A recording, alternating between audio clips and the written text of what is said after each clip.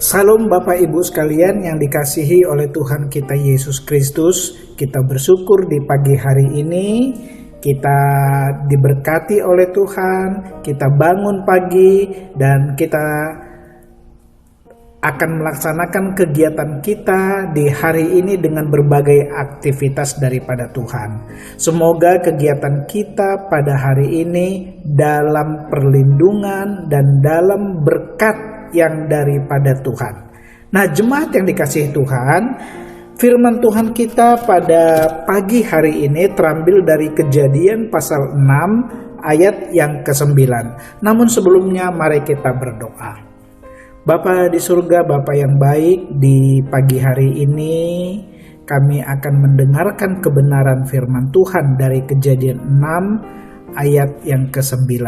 Berkatilah Bapa di surga pembacaan kami. Dalam nama Yesus kami berdoa. Amin.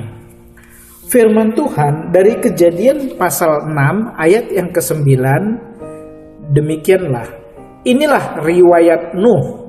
Nuh adalah seorang yang benar, tidak bercela di antara orang-orang sezamannya, dan Nuh itu hidup bergaul dengan Allah. Demikian firman Tuhan Bapak Ibu sekalian.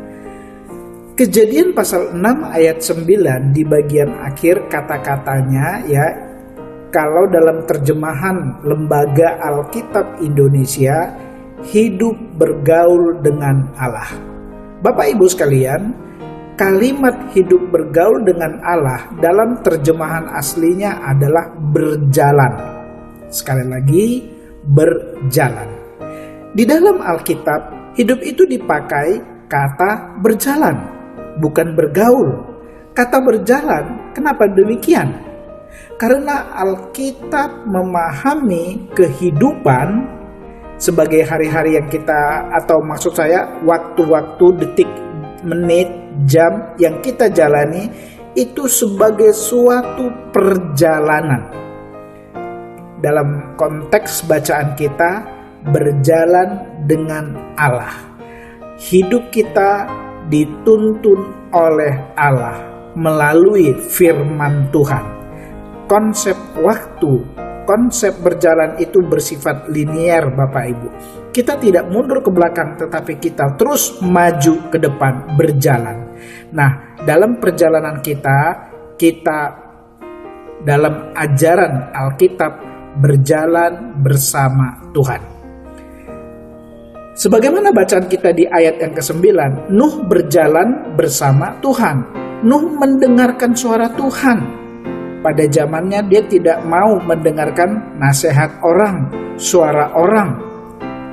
Dia tidak membiasakan diri mendengar suara-suara manusia atau suara dunia pada saat itu. Dia tidak mau dalam bagaimana bijaksananya dunia, bijaksananya teman-temannya, saudaranya, tetapi dia selalu berprinsip apa kata Tuhan, apa kata firman Tuhan. Dia berlatih mempertajam dirinya dengan selalu berjalan bersama Tuhan.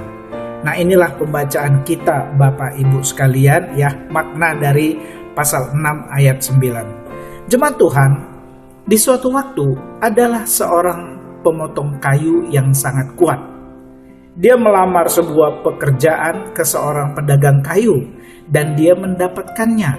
Gaji dan kondisi kerja yang diterimanya sangat bagus. Karenanya sang pemotong kayu memutuskan untuk bekerja sebaik mungkin. Sang majikan memberikan sebuah kapak dan menunjukkan area kerjanya. Hari pertamanya sang pemotong kayu berhasil merobohkan 18 batang pohon.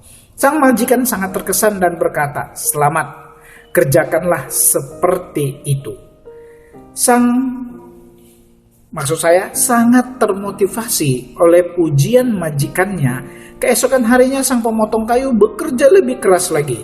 Tetapi dia hanya berhasil merobohkan 15 batang pohon. Hari ketiga dia bekerja lebih keras lagi. Tetapi hanya berhasil merobohkan 10 batang pohon. Hari-hari berikutnya pohon yang berhasil dirobohkannya makin sedikit. Aku mungkin telah kehilangan kekuatanku, pikir pemotong kayu itu. Dia menemui majikannya dan meminta maaf sambil mengatakan tidak mengerti apa yang terjadi. Kapan saat terakhir Anda mengasah kapak? Tanya sang majikan. Mengasah? Saya tidak punya waktu untuk mengasah kapak. Saya sangat sibuk mengapak pohon. Nah, Bapak Ibu sekalian, apa arti ilustrasi tadi? Kehidupan kita sama seperti sang tukang kayu yang mengapak pohon.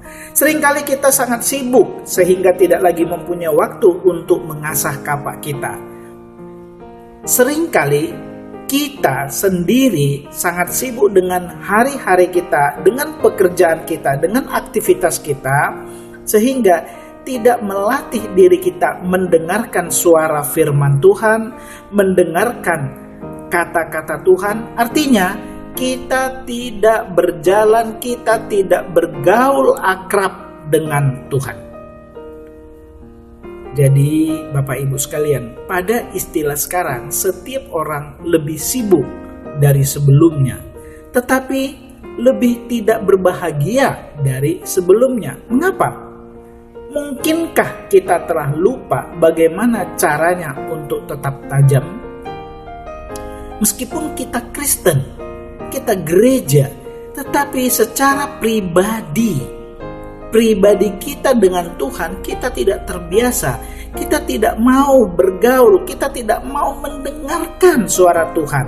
Suara Tuhan itu nomor sekian, Bapak Ibu sekalian. Kita lebih suka dengar kata dunia, dengar yang bukan firman Tuhan.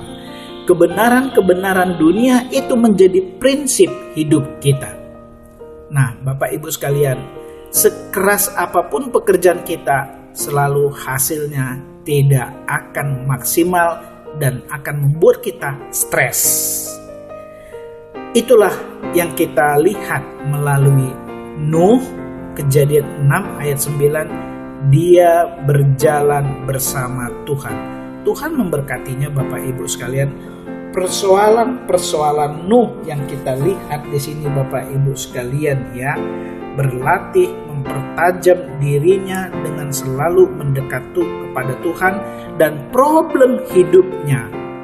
Meskipun dunia mengejek dia, akhirnya Nuh berhasil dalam apa yang dia lakukan di dalam hidupnya.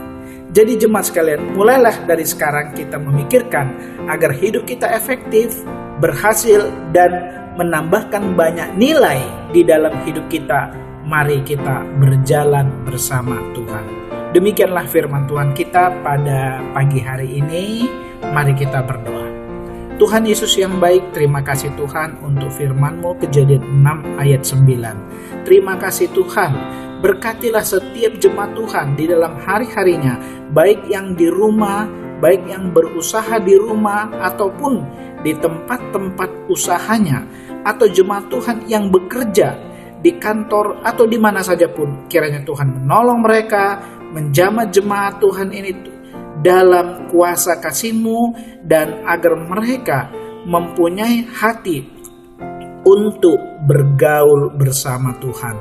Agar kami semuanya Tuhan, dalam pengasihan daripada Tuhan, langkah-langkah hidup kami sesuai dengan kehendak Tuhan dan selalu mendengarkan firman Tuhan.